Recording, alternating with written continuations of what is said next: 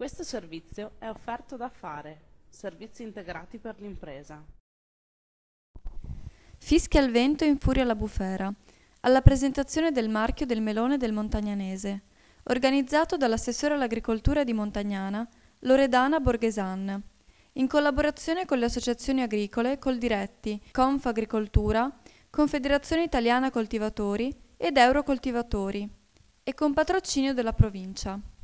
C'è chi la mette sul positivo, melone bagnato, melone fortunato, e chi invece rabbrividisce per una temperatura che dovrebbe essere estiva e invece proprio non lo è.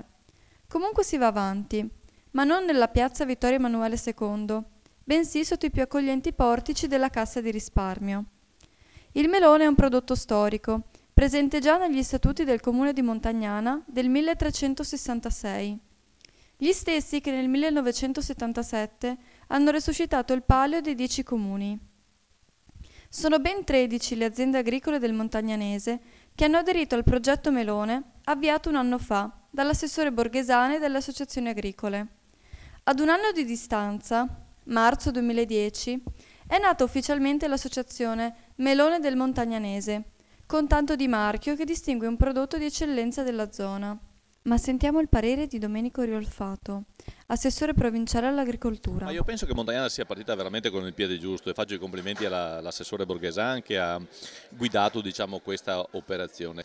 Credo sia un fatto importante, il marchio che richiama la città murata e soprattutto che si sposa con un altro prodotto tipico di questo territorio che è il prosciutto, quindi credo sia veramente un'ottima iniziativa che potrà sfociare, io spero, anche con l'IGP e che potrà dare anche un reddito maggiore a questi agricoltori. Abbiamo scambiato due parole anche con il presidente della Proloco, Mauro Fantini. Penso che questo sia il dovere della Proloco, quello proprio di collaborare con le associazioni che nasceranno o perlomeno sono presenti a Montagnana proprio per valorizzare sia il prodotto ma anche Montagnana. Ma riprendiamo il discorso sul melone.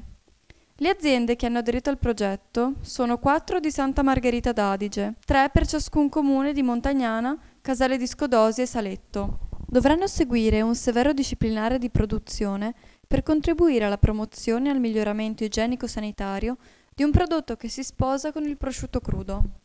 La parola all'assessore all'agricoltura di Montagnana, Loredana Borghesan. Quello che noi oggi siamo in possesso è un marchio commerciale, è il primo anno, come dicevo abbiamo cominciato questo percorso nel 2008 costituendo l'associazione del melone del Montagnanese con la partecipazione di tutti e 4 i presidenti delle associazioni di categoria del mondo sindacale agricolo. Credo che questo sia molto importante, avere tutto il mondo agricolo attorno a un progetto va a indicare un percorso un po' più in discesa verso un'iniziativa come questa.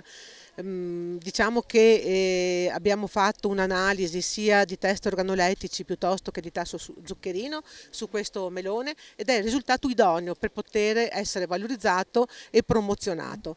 Presente anche il sindaco di Montagnana Giuseppe Mossa.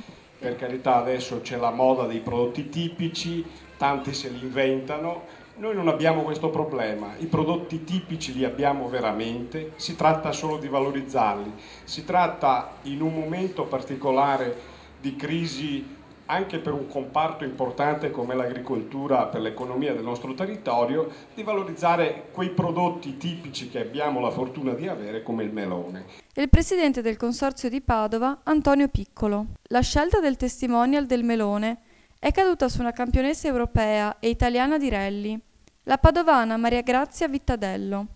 Vi chiederete che nesso c'è tra il rally e il melone. Con ironia, ma non troppo, sono 2 attività dove ci vuole coraggio. Infine concludiamo con l'appetitoso e fantasioso buffet preparato dall'Osteria San Benedetto di Montagnana, rappresentata da Federico Rugolotto.